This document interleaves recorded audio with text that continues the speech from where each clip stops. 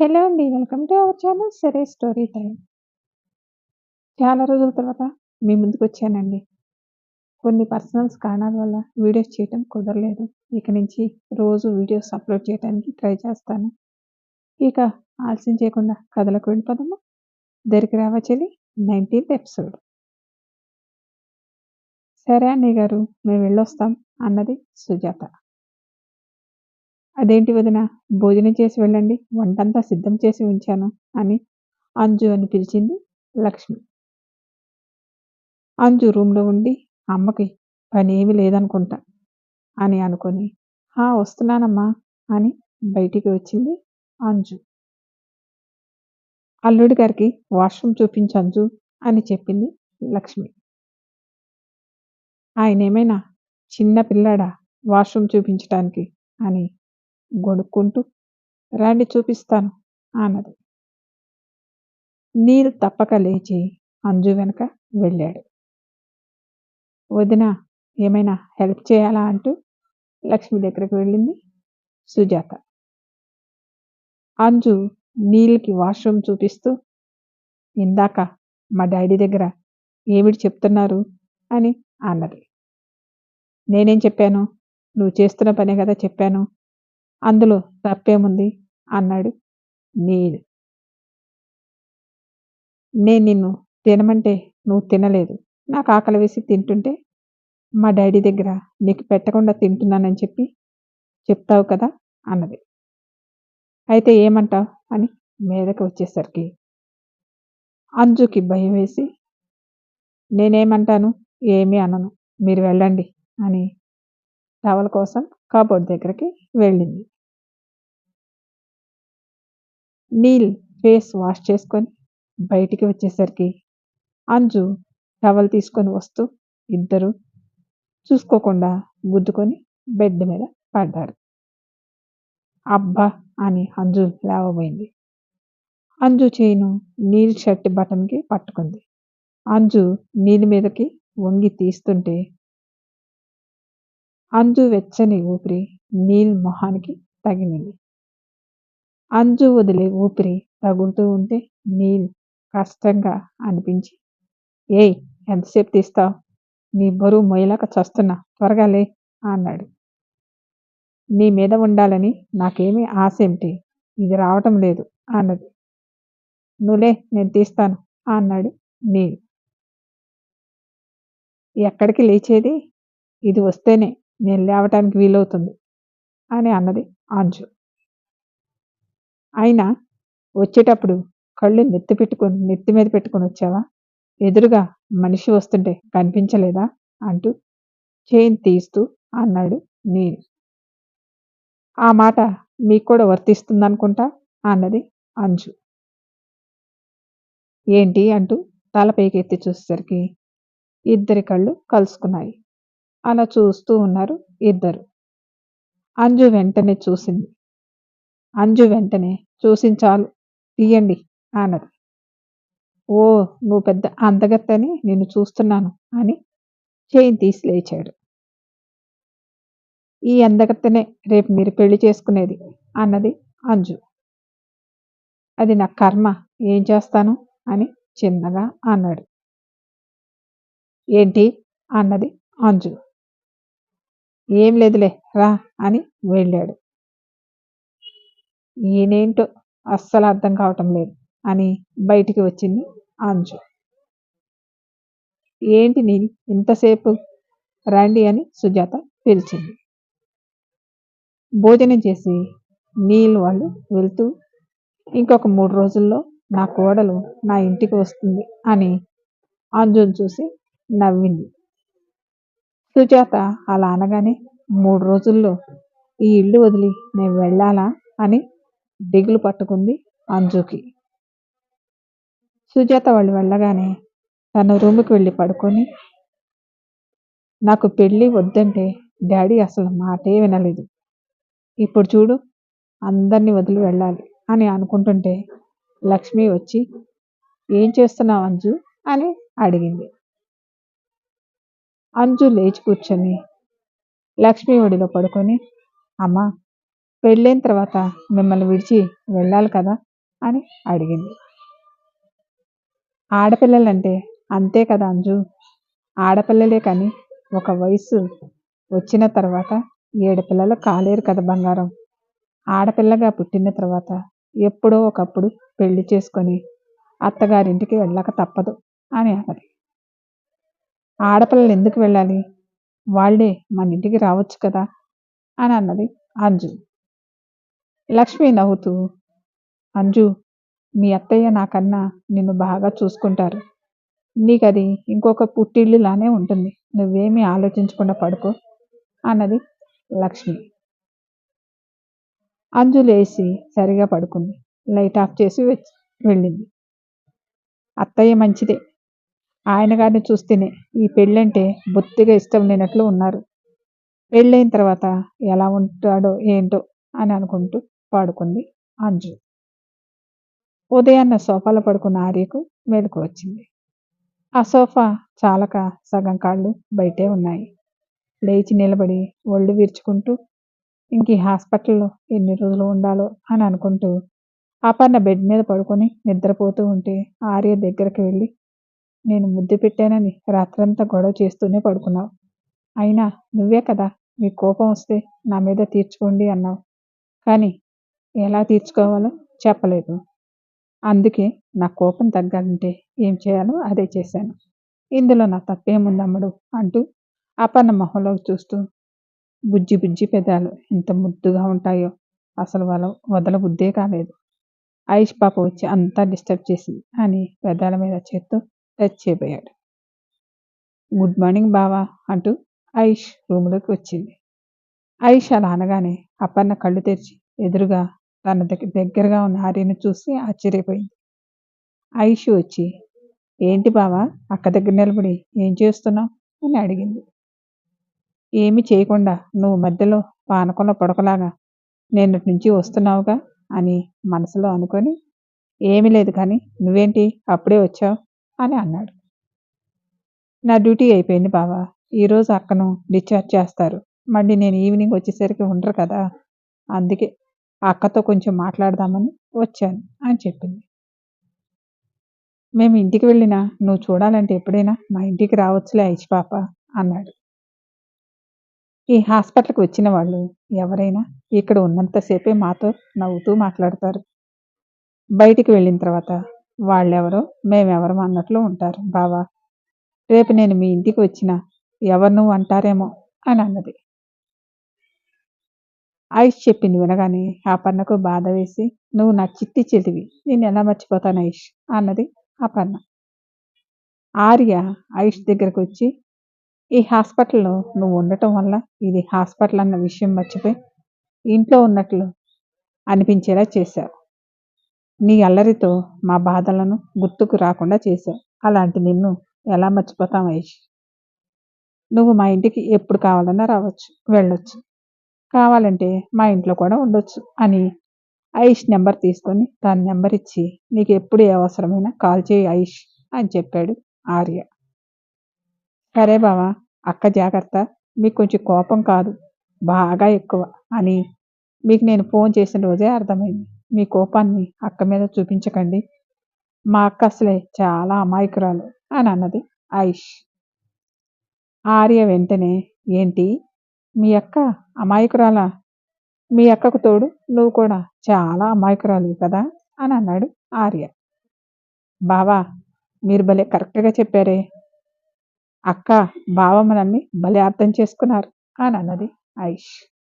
అబ్బా, నేను అన్న మాటని ఎంత బాగా అర్థం చేసుకున్నావో, నిన్ను చేసుకునేవాడు ఎవడో కానీ అని పూర్తి చేయకముందే, అదృష్టవంతుడు కదా బావా అని అన్నది. ఎవరు, నేనేనా ఆ అదృష్టవంతుడిని అని ఆదిత్య లోపలికి వచ్చాడు. ఆదిత్య అంత ఉదయాన్నే రావటం చూసి, నువ్వేంటి ఆది ఇంత ఉదయాన్నే వచ్చావు అని అడిగాడు ఆర్య. ఏంటో అన్నయ్య, రాత్రంతా సరిగా నిద్రే పట్టలేదు అని ఆయుష్ని చూస్తూ చెబుతూ, ఉదయాన్నే మెలకు వచ్చింది, మీకు చేయి కూడా బాగలేదు కదా చూద్దామని వచ్చాను అని అన్నాడు ఆదిత్య. నిద్ర పట్టలేదా? ఏమైంది అది? నేను ఆఫీస్లో వర్క్ ఎక్కువగా ఉందా, దాని గురించి ఆలోచిస్తూ ఉన్నావా అని అడిగాడు ఆర్య. అదేం లేదన్నయ్య అన్నాడు. డాక్టర్ వచ్చి అపర్ణను చూసి, అంతా బాగానే ఉంది. మిమ్మల్ని ఈరోజు డిశ్చార్జ్ చేస్తారు. ఇంటికి వెళ్ళిన తర్వాత చాలా జాగ్రత్తగా ఉండాలి అని చెప్పాడు. నేను చూసుకుంటాను డాక్టర్ అన్నాడు ఆర్య. ఆర్యను చూసి, నువ్వు ఎలా చూసుకున్నావో నేను చూశాను కదా అన్నాడు. అయ్యో డాక్టర్, అదేదో జరిగిపోయింది అని అన్నాడు ఆర్య. మీకు కావాలంటే ఒక సిస్టర్ని తన తోడు పంపించమంటే పంపిస్తాం అని చెప్పాడు డాక్టర్. వెంటనే ఆదిత్య, ఏ సిస్టర్ కావాలంటే ఆ సిస్టర్ని పంపిస్తారా అని అడిగాడు. డాక్టర్ ఆదిత్యను పైనుంచి కింద దాకా చూసి, ఇతనేమవుతాడు అని ఆర్యని అడిగాడు. నా తమ్ముడు డాక్టర్, కొంచెం తొందర ఎక్కువలే అని చెప్పాడు ఆర్య. చూడండి ఆర్య గారు, అవసరమైతే చెప్పండి, నేను మాట్లాడి పంపిస్తాను. నేను ఈవినింగ్ వచ్చి చూస్తాను అని చెప్పి వెళ్ళాడు. సరే డాక్టర్, కావాలనిపిస్తే మీకే చెప్తానని. మీ పేరేంటి డాక్టర్ అని అడిగాడు. 2 రోజుల నుంచి ఉంటున్నారు, నా పేరు తెలీదా అని అన్నాడు. సారీ డాక్టర్, అడగటం మర్చిపోయాము అని అన్నాడు ఆర్య. డాక్టర్ నవ్వుతూ, నా పేరు విష్ణు అని చెప్పాడు. విష్ణుమూర్తి ఎంత ప్రశాంతంగా ఉంటాడో, ఈయనేంటో ఆయన పేరు పెట్టుకున్నాడు కానీ ముక్కు మీద ఉంటుంది కోపం అని ఆదిత్య మనసులో అనుకుంటూ ఉన్నాడు. సరే మరి మీ ఇంట్లో కలుద్దాం అని ఐష్ని చూసి, సిస్టర్, ఒకవేళ వాళ్ళకి సిస్టర్ అవసరమైతే నువ్వే వెళ్ళాలి, ఎందుకంటే వాళ్ళతో నువ్వు బాగా కలిసిపోయావు కదా అని అన్నాడు. అలాగే డాక్టర్ అన్నది ఐష్. ఆదిత్య ఆ మాట వినగానే మనసులో ధ్యాన్ చేస్తూ ఉన్నాడు. ఐష్ కూడా చెప్పి ఆదిత్య మొహం వెలిగిపోవటం చూసి, ఈ తిక్కలోడేంటి ఇంత ఆనందంగా ఉన్నాడు అని మనసులో అనుకుంటూ వెళ్ళింది. ఆదిత్య ఆర్య దగ్గరకు వచ్చి, అన్నయ్య, వదిన చూసుకోవటం నీకు కష్టమేమో, మన సిస్టర్ని వదినకి తోడుగా తీసుకువెళ్తే ఎలా ఉంటుంది అని అన్నాడు. ఎందుకురా, ఇక్కడ మీ ఇద్దరు తిట్టుకుంది కొట్టుకుంది చాలేదా, మళ్ళీ ఇంట్లో కూడా కొట్టుకోవాలా అని అన్నాడు. అయ్యో అన్నయ్య, మేమేమి కొట్టుకోంలే అన్నాడు. అయినా మీ వదిన్ను నేను జాగ్రత్తగా చూసుకుంటానులే, సిస్టర్ ఏమి వద్దులే అని అన్నాడు ఆర్య. అన్నయ్య, నీకు తెలీదు, నువ్వు చేయలేని పనులు ఉంటాయి. అదే సిస్టర్ ఉందనుకో వదినకి కంఫర్ట్గా ఉంటుంది కదా అని అన్నాడు. ఆర్య ఆదిత్య వైపు అనుమానంగా చూస్తూ, ఐష్ని ఇంటికి తీసుకువెళ్ళాలని బాగా పట్టుదలగా ఉన్నావేంటి ఏంటి సంగతి అని అడిగాడు. అలా ఏమి లేదన్నయ్య, నీకోసమే కదా చెప్తున్నాను. ఆర్య గారు, ఆదిత్య చెప్తుంది నిజమే, మీకెందుకు కష్టం, సిస్టర్ కావాలని డాక్టర్కి చెప్పండి అన్నది. ఇక ఇద్దరు ఆపేస్తారా అని కోపంగా బయటికి వెళ్ళాడు. అన్నయ్య ఎవరి మాట వినడు, అవసరం అనుకుంటే అప్పుడు చెప్దాంలే వదిన అన్నాడు ఆదిత్య. డాక్టర్ వచ్చి తర్వాత అపర్ణను డిశ్చార్జ్ చేసి ఇంటికి తీసుకువెళ్ళారు. ఇంటి దగ్గర కారు ఆగగానే ఆర్య దిగి అపర్ణను ఎత్తుకోబోతుంటే, పర్వాలేదు ఆర్య గారు, నేను నడవగలను అన్నది. మాకు తెలుసులే అని అపర్ణను ఎత్తుకుని లోపలికి తీసుకొచ్చాడు. తులసి గారు వచ్చి, ఆర్య, అపర్ణ కింద రూమ్ రెడీ చేశా, ఆ రూమ్లో పడుకోబెట్టు అని చెప్పారు. ఎందుకు మమ్మీ, మా రూమ్లోనే ఉంటుందిలే, నేను పైకి తీసుకెళ్తాను కదా అన్నాడు. అది కాదు ఆర్య, కిందనుకో నేను కానీ పిన్ని కానీ ఎవరో ఒకరు చూసుకుంటూ ఉంటాం కదా అన్నది. మీరెందుకు మమ్మీ, నేను ఉన్నాను కదా, నేను చూసుకుంటాలే అని ఇక తులసి చెప్పే మాట వినకుండా పైకి తీసుకువెళ్ళి తన రూమ్లో పడుకోబెట్టాడు. అపర్ణ బెడ్ మీద పడుకొని, మీరెందుకు ఎవరి మాట వినరు అని అడిగింది. ఇప్పుడు నేనేం చేశాను అమ్మడు, నన్ను నేను చూసుకుంటున్నాను అన్నాను అంతే కదా, నిన్ను నేను చూసుకుంటానన్నాను అంతే కదా. కిందైతే అత్తగారి వాళ్ళకి రూమ్కి రావడానికి ఈజీగా ఉంటుంది కదా, ఇప్పుడు ఇక్కడ ఉంటే రాలేరా అదిగో చూడు వచ్చారు అని అన్నాడు. తులసి గారు అపర్ణకు జ్యూస్ తీసుకువచ్చి ఇచ్చారు. ఇప్పుడు ఎందుకు అత్తయ్య గారు అని అన్నది. తీసుకో, ఉదయం కూడా సరిగా తినలేదు కదా అన్నాడు. ఆర్య అపర్ణను మేము చూసుకుంటాం, నీకు ఆఫీస్లో పని ఉంటే వెళ్ళరా అని అన్నారు తులసి. మమ్మీ ఆదిత్యకి చెప్పి పంపానులే, నేను ఇంట్లో ఉండే ఆఫీస్ పని చూస్తాను, మీరు వెళ్ళి మీ పనులు చూసుకోండి అని అన్నారు. సరే ఆర్య, ఏదైనా అవసరమైతే పిలు అని చెప్పి వెళ్ళారు. అలాగే మమ్మీ, శైలు కాలేజీకి వెళ్ళిందా అని అడిగాడు. వెళ్ళింది ఆర్య, డాడీ బాబాయ్ కూడా వెళ్ళారు అని చెప్పి వెళ్ళారు ఆర్య. ఆర్య వెళ్ళి డోర్ వేసి వచ్చి అపర్ణ గ్లాస్ చేతిలో పట్టుకొని కూర్చోవటం చూసి, ఏంటమ్మడు తాక్కుండా ఏంటో ఆలోచిస్తున్నావు అంటూ అపర్ణ పక్కన బెడ్ మీద కూర్చున్నాడు. మా అంజు పెళ్ళి ఎల్లుండే కదా, ఏం చేస్తున్నారో అని అన్నది. ఏముంటుంది, పెళ్లి పనులు మొదలుపెట్టుంటారు, నువ్వు లేకపోయినా అక్కడ ఏ లోటు లేకుండా జరుగుతుందిలే అమ్మడు, దిగులు పడకు అని అన్నాడు. దిగులు పడకుండా ఎలా ఉంటాను ఆర్య గారు, ఒక్క అక్కగా దగ్గర ఉండి అన్నీ నేను చూసుకోవాలి, కానీ నాకు అవకాశం లేదు అని బాధగా అన్నది. సరే, ఇప్పుడు దగ్గర ఉండి చేయకపోయినా అక్కడ ఏం జరుగుతుందో చూస్తావా మరి అని అన్నాడు. ఎలా చూస్తాను, ఈ కాలుతో ఇప్పుడు లేచి వెళ్ళలేను, తమరేమైనా నన్ను ఎత్తుకొని గాల్లో ఎగురుతూ వెళ్ళి నాకు చూపిస్తారా అని ఎగతాళిగా అన్నది. అంత కష్టపడాల్సిన పని లేదులే, ఇటు చూడు అంటూ ల్యాప్టాప్లో చూపించాడు. ల్యాప్టాప్లో ఏముంది అని ముందుకు వంగి చూస్తుంటే, ముందు చేతిలో జ్యూస్ తాగు అన్నాడు.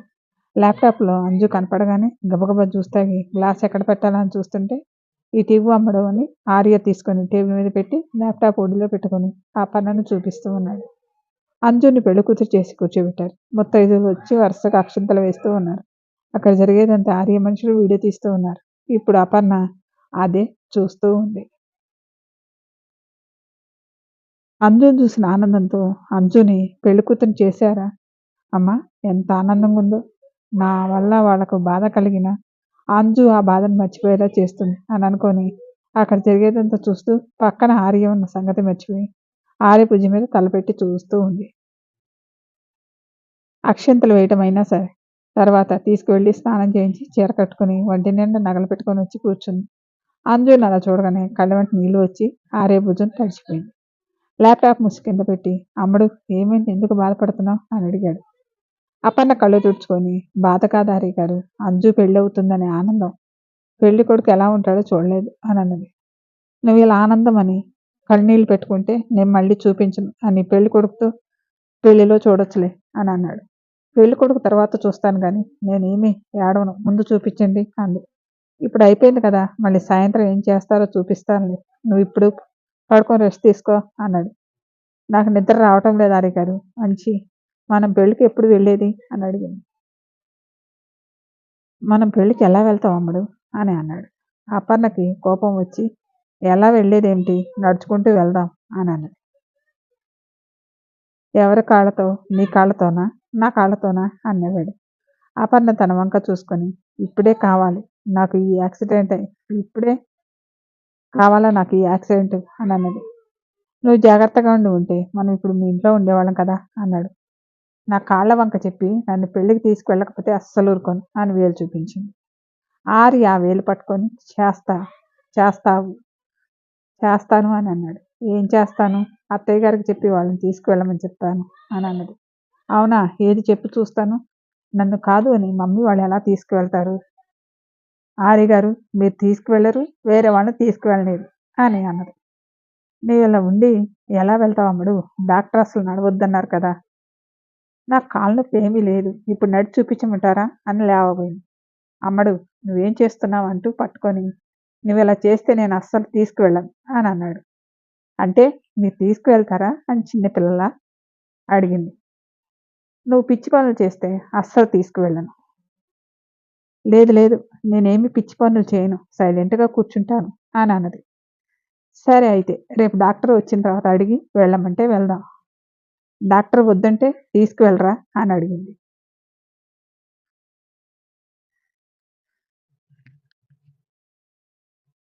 మరి డాక్టర్ వద్దంటే ఎలా వెళ్తాం అమ్మడు, నువ్వే చెప్పు, దిగులుగా మొహం పెట్టి కూర్చుంది అపర్ణ.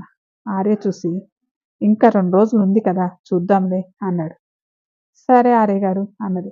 నువ్వు బాగా రెస్ట్ తీసుకుంటే తొందరగా తగ్గుతుంది, నువ్వు కొంచెంసేపు పడుకో, నేను వర్క్ చేసుకుంటాను అన్నాడు. అలాగే ఆర్య గారు అని పడుకుంటుంటే ఆర్య అపర్ణను సరిగా పడుకోబెట్టి బెడ్షీట్ కప్పి పక్కన కూర్చొని వర్క్ చేస్తూ ఉన్నాడు. నా కాలికి దెబ్బ తగిలిన దగ్గర నుంచి ఆర్య గారిలో చాలా మార్పు వచ్చింది అని ఆర్యను చూస్తూ ఉంది.